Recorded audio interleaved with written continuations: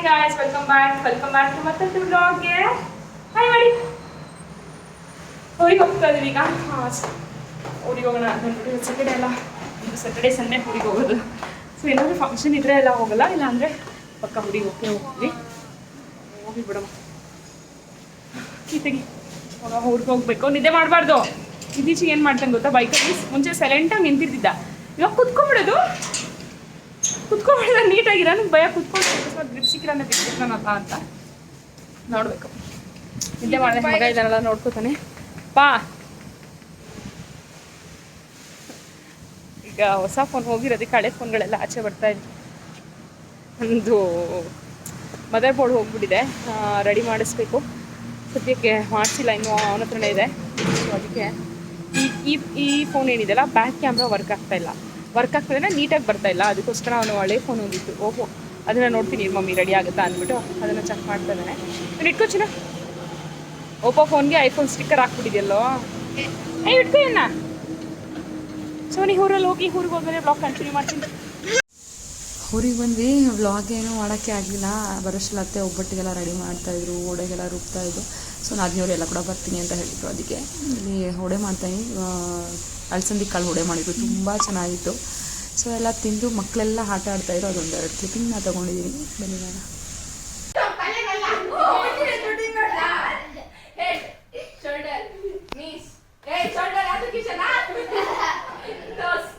ನನ್ನ phone camera ಹೊಟ್ಟೋಗ್ಬಿಟ್ಟೈತಿ. ಒಳಗೆ ಬಂದ್ಬಿಟ್ಲೆ ಎದ್ಬಿಟ್ಟು.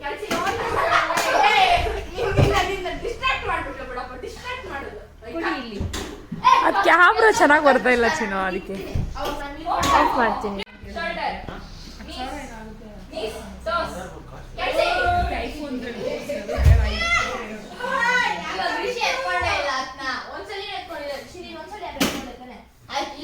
ಈಗ ರೇಷನ್ ಹತ್ರ ಬಂದು ಫುಲ್ಲು ಜನ ಇದ್ದಾರೆ. ಕಾಫಿ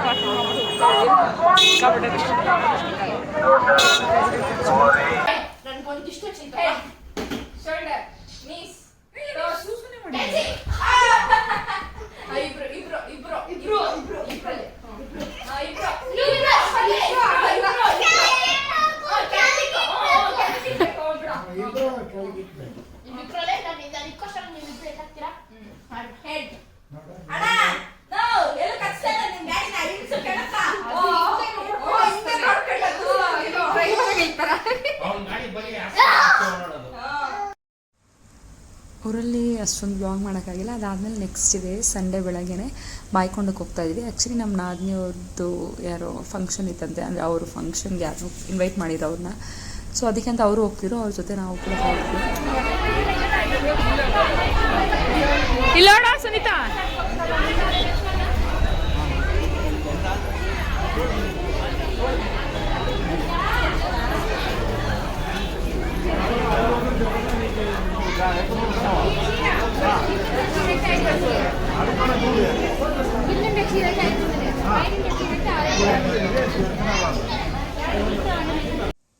ಆ್ಯಕ್ಚುಲಾಗಿ ಬಾಯ್ಕೊಂಡದ್ದು ಪ್ಲ್ಯಾನೇ ಇರಲಿಲ್ಲ ನಮಗೆ. ನಮ್ಮ ನಾದಿನಿಯವ್ರು ಯಾರೋ ಫಂಕ್ಷನ್ಗೆ ಹೋಗ್ತೀವಿ ಅಂತ ಹೇಳಿ ಸ್ಯಾಟರ್ಡೇ ಕೇಳಲ್ದವಳು ಹೋಗೋಣ ಅಂತ. ನಾನು ಆ್ಯಕ್ಚುಲಿ ಅಡುಗೆ ಮಾಡ್ಕೊಂಡಿದ್ದೆ ಬಾಯ್ಕೊಂಡೋಕ್ಕೆ. ನಾವು ಬೋರ್ ಹಾಕಿದಾಗ ನೀರು ಸಿಕ್ಕಿದ್ರೆ ಬಂದು ಮಡ್ಲು ತುಂಬ್ತೀನಿ ಅಂತ. ನನ್ನ ಸೀರೆ ಏನೂ ತೊಗೊಂಡಿರಲಿಲ್ಲ. ಸರಿ ನಾನು ಬರಲಿಲ್ಲ ಬಿಡು ಅಂತ ಹೇಳಿದೆ. ಮತ್ತು ಹಸ್ಬೆಂಡ್ ಬಂದಮೇಲೆ ಹಸ್ಬೆಂಡ್ ಇಟ್ಕೊಂಡು ಹೋಗ್ಬಿಟ್ಟು ಬಾ, ಯಾಕೆ ಸುಮ್ಮನೆ ಹೆಂಗೂ ಹೋಗ್ತಾ ಇದ್ದಾರಲ್ಲ ಅಂತ ಹೇಳಿದ್ರು. ಓಕೆ ಅಂತ ಹೊರಟ್ವಿ.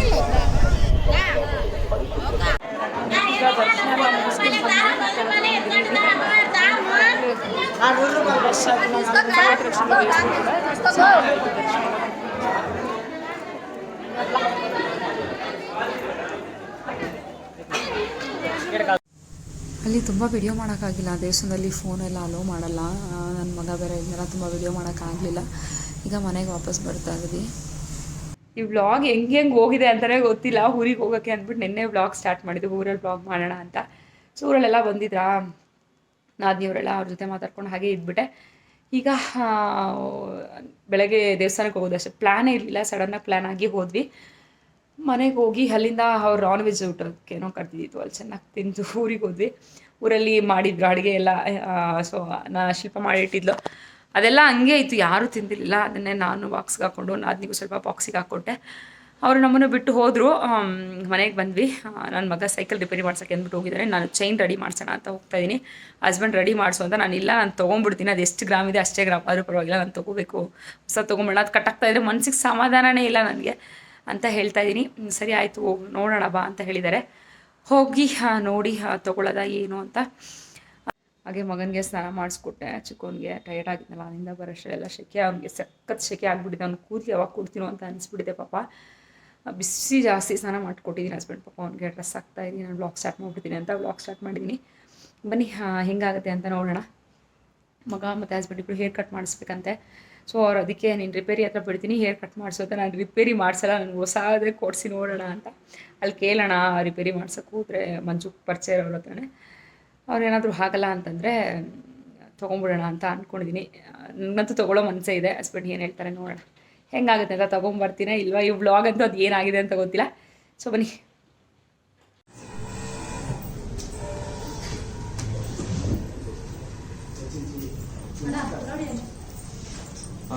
ಏನು ಮಾಡ್ತಿದ್ಯಾ ರೀ ನೀನು?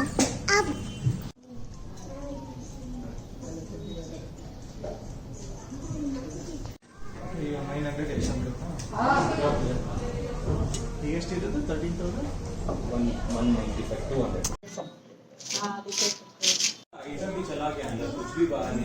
ಅದನ್ನೇ ಕೊಟ್ಬಿಡಿ, ಒಂದು 10,000 ಹಾಕಿ ಕೊಡ್ತೀನಿ. ಏ ಬೇಡ ಬಿಡಿ, ಇದೆ ಸಾಕು ನಂಗೆ. ಬೇಡ ನಂಗಿದೆ ಇಷ್ಟ ಆಯ್ತು.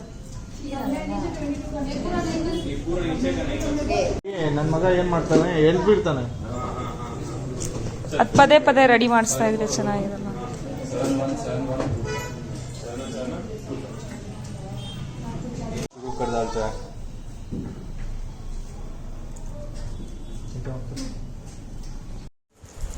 ಹಾಗೆ ಅದು ಅವರೇ ಹಾಕ್ಕೊಡ್ತೀನಿ ಅಂತ ಹೇಳಿದ್ರು. ಸರಿ ಅಂದ್ಬಿಟ್ಟು ಅವ್ರ ಹತ್ರನೇ ಹಾಕ್ಸ್ತಾ ಇದ್ದೀನಿ.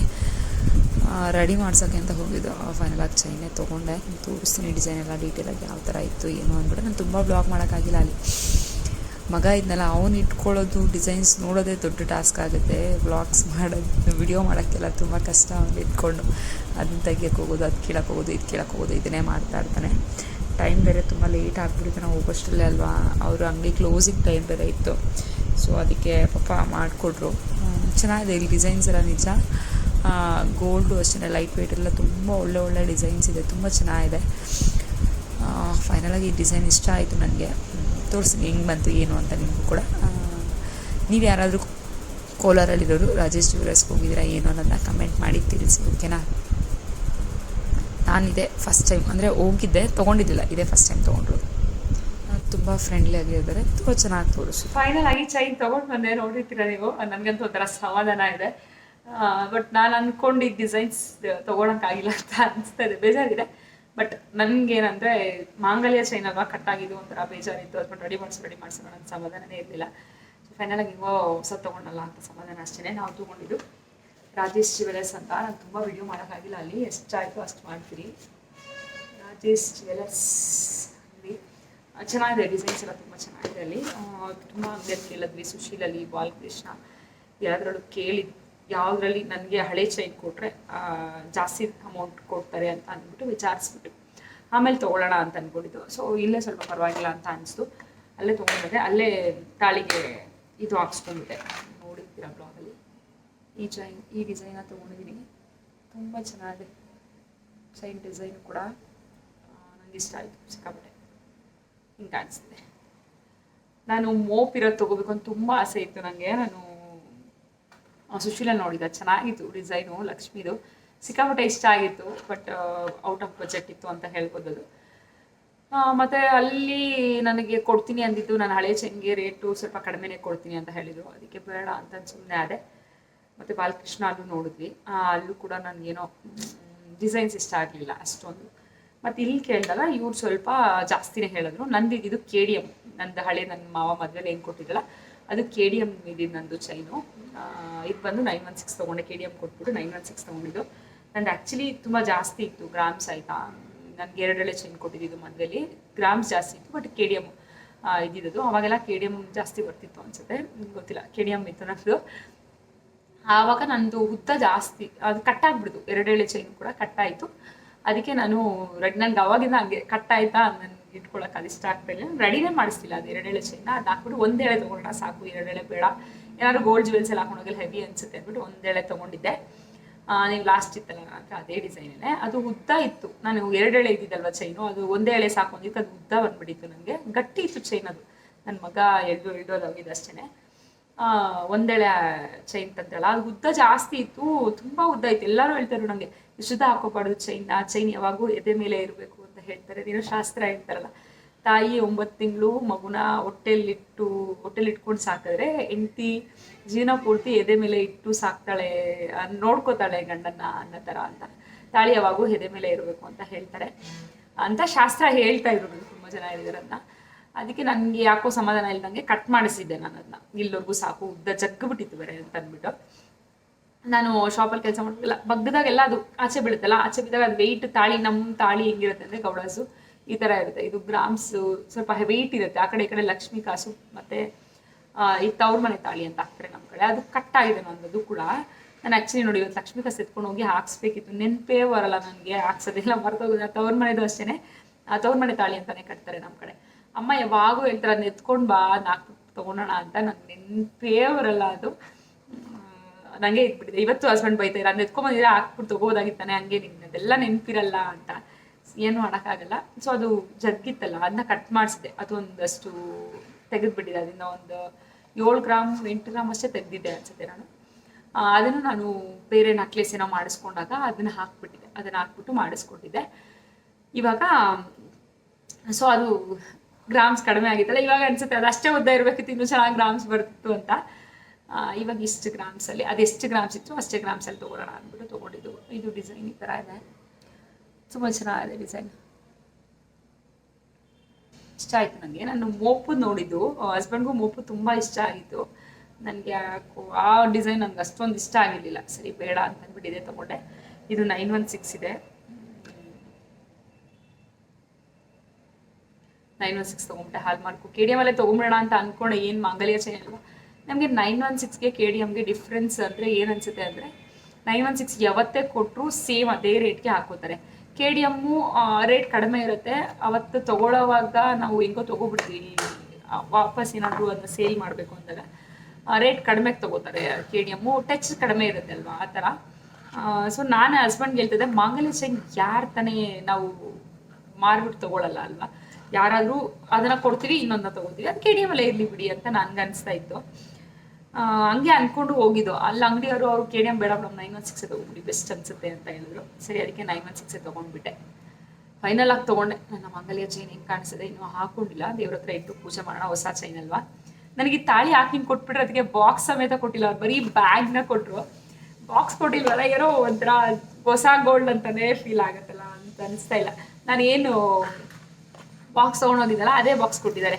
ನನಗೆ ನೆನಪೇ ಬರಲಿಲ್ಲ ಚೈನ್ದು ಬಾಕ್ಸ್ ಇರಬೇಕಿತ್ತು, ಅಟ್ಲೀಸ್ಟ್ ಒಂದು ಚೈನ್ ಏನಾದ್ರು ಇಡೋಕ್ಕಾಗ್ತಿತ್ತು. ಸೊ ಈಗ ಅದನ್ನು ಬೆಳಗ್ಗೆಗೆ ದೇವ್ರ ಮನೇಲಿ ಇಟ್ಟು, ಹಿಂಗೂ ಸೋಮವಾರ ಅಲ್ಲ, ಬೆಳಗ್ಗೆ ದೇವ್ರ ಹತ್ರ ಇಟ್ಟು ಪೂಜೆ ಮಾಡಿ ಹಸ್ಬೆಂಡ್ ಕೈಲಿ ಹಾಕ್ಸ್ಕೊಳ್ಳೋಣ ಅಂತ ಅಂದ್ಬಿಟ್ಟು ಹಾಗೆ ಇಟ್ಟಿದ್ದೀನಿ. ಅಡುಗೆ ಏನು ಮಾಡಿಸ್ತಿಲ್ಲ, ಬಂದು ರೈಸ್ ಮಾಡಿದೆ, ಚಿಕನ್ ಹೊತ್ಕೊಂಡು ಬಂದಿದ್ದೆ ಊರಿಂದ, ಅದೇ ಇತ್ತು, ಅದಕ್ಕೆ ರೈಸ್ ಮಾಡಿದ್ದೀನಿ. ಅದೇ ಆಗುತ್ತೆ, ತಿನ್ನಬೇಕು. ನನ್ನ ಮಗ ಹೋಮ್ವರ್ಕ್ ಮಾಡ್ತಾ ಇದ್ದಾನೆ, ಅವ್ನು ಹೋಮ್ವರ್ಕ್ ಎಲ್ಲ ಮಾಡೋದು ಜಾಸ್ತಿ ಇದೆ ಅಂತ ನೆನ್ನೆ ಊರಿಗೆ ಹೋದ್ವಲ್ಲ, ಮಾಡಿದ್ದಿಲ್ಲ. ಇವರಿಬ್ಬರು ಅಲ್ಲಿ ಕೂತ್ಕೊಂಡಿದ್ದಾರೆ, ಫೋನ್ ನೋಡ್ತಾ ಇದ್ದಾರೆ. ಸೊ ಮನೆ ನನಗೆ ಬ್ಲಾಗ್ ಹೆಂಗೆ ಮಾಡ್ಬಿಡೋಣ ಅಂದ್ಬಿಟ್ಟು ಸ್ಟಾರ್ಟ್ ಮಾಡಿದ್ದು. ಹೇಗಿದೆ ಕಮೆಂಟ್ ಮಾಡಿ ತಿಳಿಸಿ. ಒಂಥರ ಸಮಾಧಾನ ಅನಿಸ್ತು ತೊಗೊಂಡಿದ್ದು. ನನಗೆ ರೆಡಿ ಮಾಡ್ಸೋಕ್ಕೆ ಇಷ್ಟ ಇರಲಿಲ್ಲ, ಕಟ್ಟಾಗ್ತಾ ಇರ್ಬಾರ್ದು ಪದೇ ಅಂತ. ಬಟ್ ಹಸ್ಬೆಂಡಿಗೆ ಸಮಾಧಾನ ಇಲ್ಲ, ತೊಗೊಂಡ್ರೆ ಇನ್ನು ಸ್ವಲ್ಪ ಜಾಸ್ತಿ ಹಾಕ್ಬಿಟ್ಟು ತೊಗೋಬೇಕು ಅಂತ. ಅದು ಮೋಪದ್ದು ನೋಡಿದ್ರಲ್ಲ, ಅದು ಏನು ಹೇಳ್ತಾರೆ, ಇನ್ನು ಸ್ವಲ್ಪ ಜಾಸ್ತಿ ಇತ್ತು ಗ್ರಾಮ್ಸ್, ಅದನ್ನ ತೊಗೊಳ್ಳೋಣ ಅಂದರು. ನನಗೆ ಡಿಸೈನ್ಸ್ ಇಷ್ಟ ಆಗಿಲ್ಲ, ಬೇಡ ಅಂದ್ಬಿಟ್ಟು ಅವರು ಗ್ರಾಮ್ಸ್ ಜಾಸ್ತಿ ಇರೋದು ತೊಗೋಬೇಕಾಗಿತ್ತು. ತೊಗೊಂಡ್ರೆ ಇದನ್ನೇ ತೊಗೊಂಡಿದ್ಯಾ ಮತ್ತೆ ಬೇಡ ಅಂತ ಅವ್ರ ಅನಿಸಿಕೆ. ಬಟ್ ನನಗೆ ಇರಷ್ಟೇ ಗ್ರಾಮೇ ಇರಲಿ, ನನಗೆ ಕಟ್ಟಾಗದೆ ಮಾಂಗಲ್ಯ ಚೈನ್ ಆದರೆ ಏನೋ ಅದೊಂದು ಸೆಂಟಿಮೆಂಟ್ ಅಷ್ಟೇ. ಆ ಸೆಂಟಿಮೆಂಟ್ ನನಗೆ ಹೆಂಗೆ ಅನಿಸುತ್ತೆ ಹಂಗಿರಲಿ, ನನಗೆ ಗ್ರಾಮ್ಸ್ ಬೇಕಾಗಿರಲಿಲ್ಲ ಅದಕ್ಕೆ ಅದರಲ್ಲಿ ಅಂತ ಹೇಳ್ಬಿಟ್ಟು ತೊಗೊಂಡೆ ಫೈನಲ್ ಆಗಿ. ಸೊ ಸರಿ, ಇಲ್ಲಿಗೆ ಎಂಡ್ ಮಾಡ್ತೀನಿ. ಇವತ್ತಿನ ಬ್ಲಾಗ್ ಇದಾಗಿತ್ತು. ಯಾರಿಗೂ ಇಷ್ಟ ಆಗಿದ್ರೆ ಪ್ಲೀಸ್ ಲೈಕ್, ಶೇರ್, ಕಮೆಂಟ್ ಅಂತ ಹೇಳ್ತಾ ನೆಕ್ಸ್ಟ್ ವಿಡಿಯೋ ಸಿಗೋಣ. ಅಲ್ಲಿವರೆಗೂ ಧನ್ಯವಾದಗಳು.